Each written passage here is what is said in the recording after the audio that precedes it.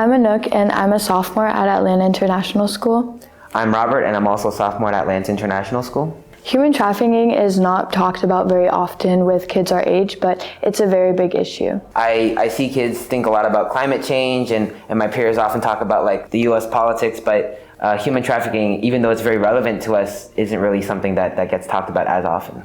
I learned that there are about 12 million children experiencing child labor every day. This is a very big issue that a lot of people don't know about, especially because it's kids our age that are going through such terrible things. Human trafficking often occurs in affluent and heavily online communities.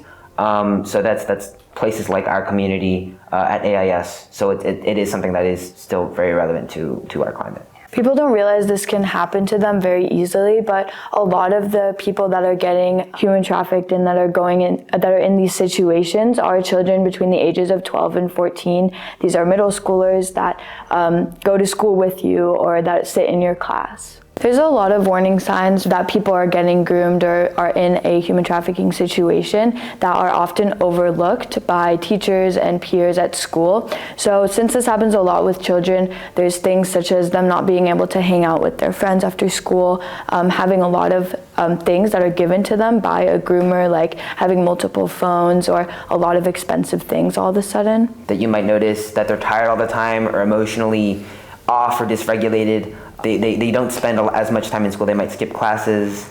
They might have second IDs or may not have their ID at all. Yeah, it's really important to know these signs because a lot of people just overlook them and don't really see them as something that's really important. So by knowing these signs, we can make sure that we are noticing when something is happening and keeping children safe. If you want to take action immediately, one of the first things you can do is go to streetgrace.org and learn a little bit more about how you can take action.